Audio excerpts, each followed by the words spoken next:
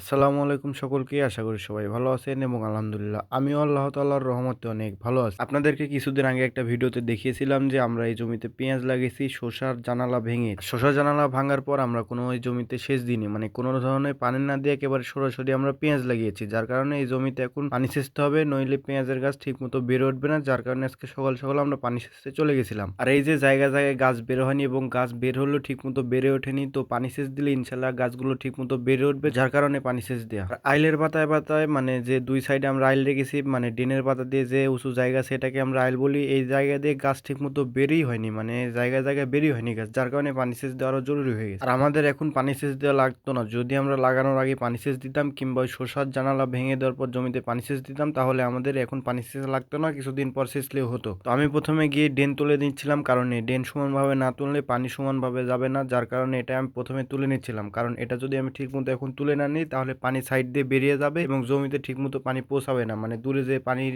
যে জায়গায় দেখতে পাচ্ছেন ওই জায়গায় পানি পৌঁছাবে না সুন্দরভাবে। যার কারণে কোনো জমিতে পানি সেচ দিতে হলে শুরুতে এভাবে ড্রেন ভালোভাবে পরিষ্কার করতে হয়, তাহলে পানি সেচ দিতে সুবিধা হয়। আর আমাদের যেহেতু অল্প জায়গা, যার কারণে আরো ভালোভাবে করতে হবে। কারণ অল্প জায়গা হলে পানির চাপ বেশি পড়ে। যার কারণে এই কাজটা আরো ভালোভাবে করতে হবে আমাদের। ড্রেন পরিষ্কার করার পরে আমরা পানির লাইন দিয়ে দিই। আর আমাদের এই জমির পাশে এক ভাইয়ের বাড়ি আছে, সেই বাড়ি থেকে আমরা মোটরের পানি দিয়ে এই জায়গায় পানি সেচতেছিলাম। আর পেঁয়াজ লাগানো যেহেতু খুব বেশি দিন হয়নি, যার কারণে পানির স্রোতে মানে উপরের দিকে যেগুলো পেঁয়াজ আছে, মানে একেবারে বেডের শুরুতে যেগুলো পেঁয়াজ, ওইগুলো পেঁয়াজ উপরে যাচ্ছিল। তো সেগুলো আমি হাত দিয়ে আবার লাগিয়ে দিচ্ছিলাম। আর শুধু এই একটি সেচতেই আমাদের এই সমস্যাটা হবে। মানে ১ম সেচে আমাদের এই সমস্যাটা হবে, পরবর্তীতে এই সমস্যা হবে না। কারণ পরবর্তীতে গাছ বড় হয়ে যাবে এবং শিকড় চারিদিকে বিলে যাবে, তখন ইনশাআল্লাহ এরকম সমস্যাটা আর হবে না। আর আমি আগেই বলেছিলাম যে ছোট জায়গা হলে পানি সেচতে একটু সমস্যা, কারণ পানির চাপ বেড়ে যায়। যার কারণে এই জায়গায় পানি একেবারে সাইড দিয়ে বের হয়ে যাচ্ছিল, সেটাই আমি হাত দিয়ে বুঝে দিচ্ছিলাম। তবুও ভালো যে আমরা মোটরে পানি দিয়ে সেচ দিচ্ছিলাম। এই মোটরের পানিতে চাপ একটু কম আছে। যদি আমরা শ্যালো মেশিন, মানে শ্যালো মেশিন দিয়ে আমরা সেচ দিতাম, তাহলে পানির চাপ আরো বেশি থাকতো। সেক্ষেত্রে আরো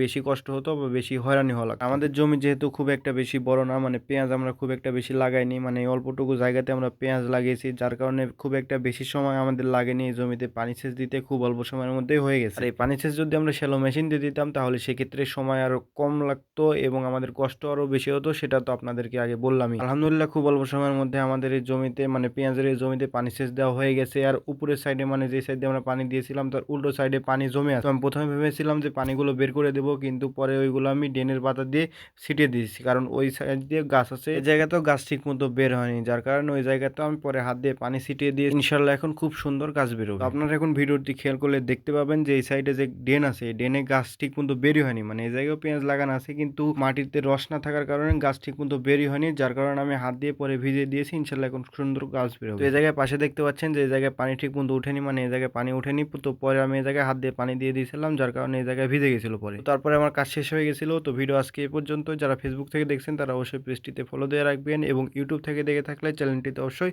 সাবস্ক্রাইব করে রাখবেন। দোয়া করবেন সবাই, আল্লাহ তাআলা যেন আমাদেরকে সুস্থ রাখে এবং আমাদের কাজে যেন বরকত দান করে। তো দেখা হচ্ছে আপনাদের সাথে পরবর্তী নতুন কোনো ভিডিওতে। সেই পর্যন্ত সবাই ভালো থাকুন, সুস্থ থাকুন। আল্লাহ হাফেজ।